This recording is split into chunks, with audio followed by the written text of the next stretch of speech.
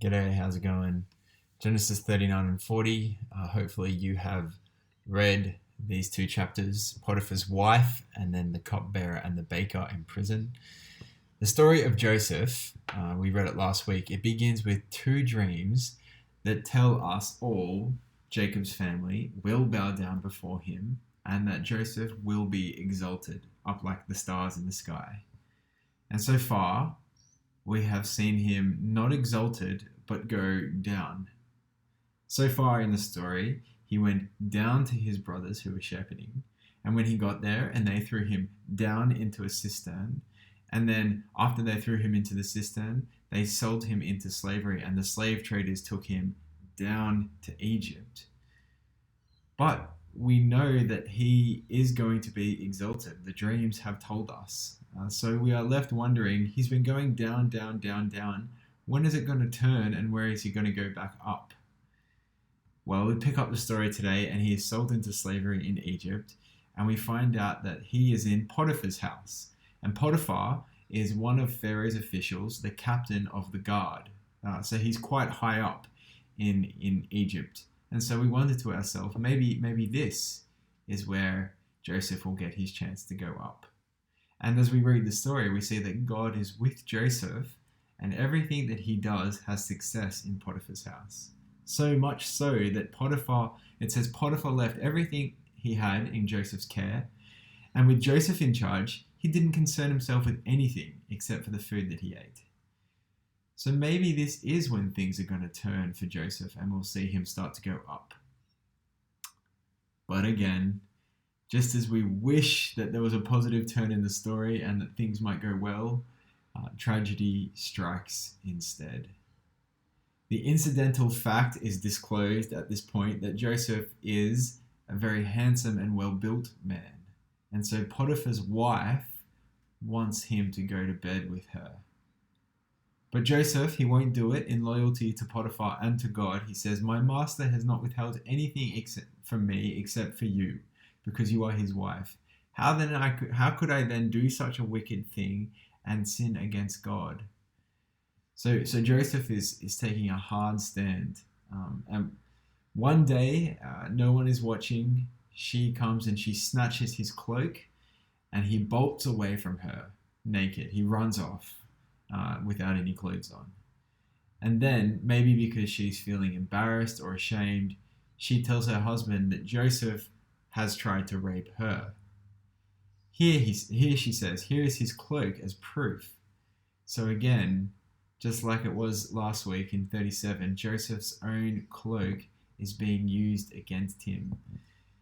And Potiphar has him thrown into prison. Now, the thing you might not notice in the English translation is that the prison is actually called the pit. So rather than going up, as we expect to happen in the story of Joseph, he again goes down from Potiphar's house to the pit. Joseph's trip down has not yet stopped, even though we are expecting him to go up. So maybe those dreams from God, maybe they weren't reliable after all.